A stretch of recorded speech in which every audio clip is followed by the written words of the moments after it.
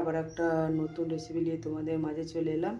তো দেখতে পাচ্ছ এখানে লঙ্কা কুচি, ডিমের কুচি, হলুদ দিয়েছি, নুন দিয়েছি, দিয়ে ভালো করে মিক্সড করে এবারে আমি অমলেট করে দেখো কড়াইয়ে শুকনো লঙ্কা একটা ফেলে দিয়েছি, যেহেতু এটাকে আমি অমলেট করছি।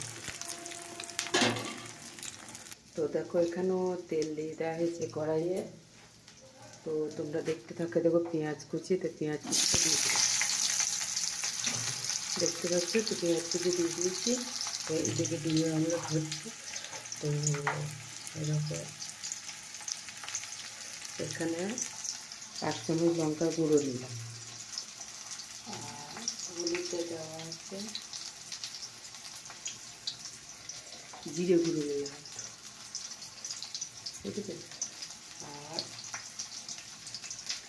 পরিমাণ মতো, স্বাদ মতো, তো তোমার নুন, তোমার যেমন হবে জিনিসটা তেমন তোমার নুন হবে, ঠিক আছে। তো তোমরা দেখতে থাকো।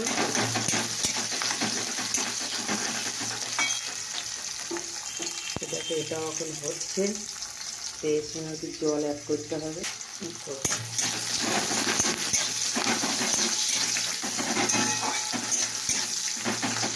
পেঁয়াজ একটু ভাজা ভাজা হোক। আর এখানে দেখো ডিমের অমলেট হচ্ছে।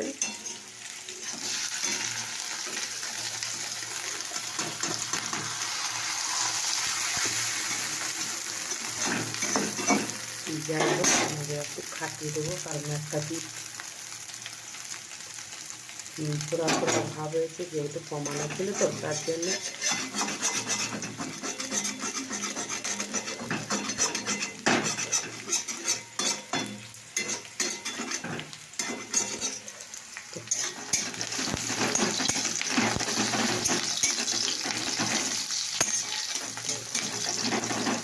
আমার কিন্তু দেখো এখানে মুসুরি ডাল আর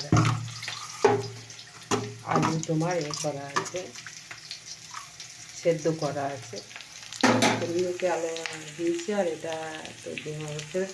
তো দেখো আমার এটা হয়ে এসছে। তো ওই যে আমি যেটা মশলা ছিল করা, সেটা আমি দিয়ে এগুলোর কাছে করছি।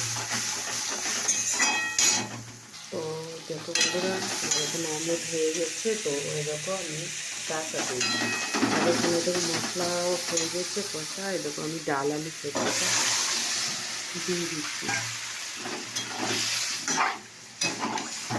এখানে মাছ সেদ্ধ অলরেডি হয়েই আছে। তো একটুখানি ফুটে গেলেই আমি এটাকে, আমার রেসিপি হয়ে যাবে বা অফ করে দেবো আমি, বুঝেছো। এটাকে আমি অফ করে দেবো, কারণ আমার এটা রেসিপিটা হয়ে গেছে, বুঝেছো। তো তোমাদের কেমন লাগছে অবশ্যই কমেন্ট করে জানাবে। আর একটা কথা হলে দেখো চা হচ্ছে, এখানে আদা দেওয়া আছে, নুন দেওয়া আছে, চিনি, চা দেওয়া আছে। তো তোমাদের কেমন লাগলো এই রেসিপিটা অবশ্যই কমেন্ট করে জানাবে।